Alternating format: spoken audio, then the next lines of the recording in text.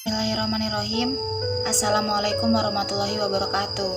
Kami dari kelompok 3 yang beranggotakan saya sendiri, Safa Kamila Zahroh, NIM 43030210007, dan teman saya bernama Alfian Dava Arjuna, NIM 43030210010. Kami di sini akan mempresentasikan PowerPoint kami yang berjudul Diksi dan Gaya Bahasa. Di sini saya akan menjelaskan tentang diksi. Diksi adalah pemilihan kata yang tepat yang dipakai dalam tatanan bahasa. Syarat diksi ada 2. Yang pertama, ketetapan pemilihan kata, dan yang kedua, kesesuaian kata. Yang pertama, ketetapan pemilihan kata itu dibagi menjadi 2. Yang pertama, denotatif, dan yang kedua, konotatif. Denotatif itu apa sih? Denotatif adalah makna yang sesuai dengan apa adanya.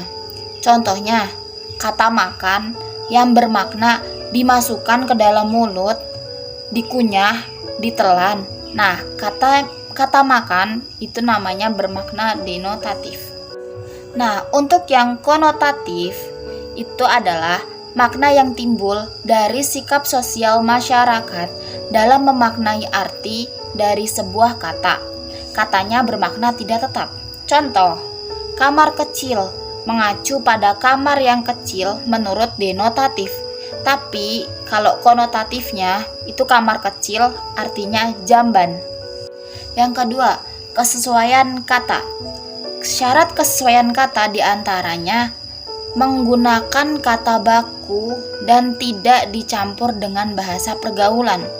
Contoh, kencing. Kencing itu bahasa kurang sopan.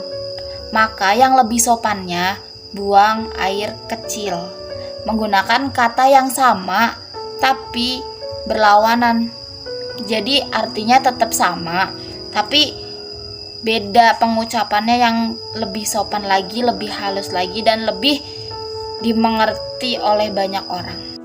Nah, selanjutnya tentang gaya bahasa yang akan disampaikan oleh teman saya. Assalamualaikum warahmatullahi wabarakatuh. Saya Alfian Dava Arjuna akan melanjutkan materi dari Mbak Safa Kamila Zahroh. Materi yang saya bawakan adalah materi tentang gaya bahasa.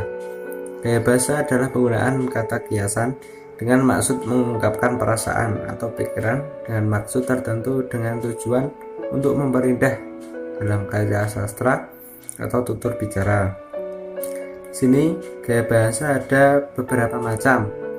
Yang pertama, gaya bahasa penegasan. Majas atau gaya bahasa penegasan adalah majas yang digunakan untuk menegaskan sesuatu agar memberi efek tertentu bagi yang mendengar maupun membaca. Yang ketiga, gaya bahasa pertentangan. Majas pertentangan adalah majas penggunaan gaya bahasa atau kata berkias yang menyatakan pertentangan dengan maksud sebenarnya oleh pembicara atau penulis dengan tujuan untuk memberikan kesan dan pengaruhnya kepada pembaca atau pendengar. Secara umum, majas ini dibagi menjadi beberapa jenis, meliputi apofasis adalah penegasan dengan cara seolah-olah menyangkal yang ditegaskan. 2. Gaya bahasa perbandingan. Majas perbandingan adalah majas yang digunakan dengan gaya bahasanya diungkapkan dengan cara menyandingkan atau membandingkan suatu objek dengan objek lainnya, bisa berupa penyamaan, perlebihan, atau penggantian. Dan yang terakhir adalah gaya bahasa sindiran. Majas sindiran adalah gaya bahasa yang menggunakan kata-kata kiasan dengan tujuan untuk memberikan ejekan atau sindiran bagi seseorang, perilaku, dan suatu kondisi. Beberapa jenis majas sindiran yaitu sinisme adalah gaya bahasa di mana seseorang memberikan sindiran secara langsung kepada orang lain. Sekian dari kelompok kami. Apabila kelompok kami banyak kesalahan, kami mohon maaf. Wallahul muwaffiq ila aqwamit thoriq. Assalamualaikum warahmatullahi wabarakatuh.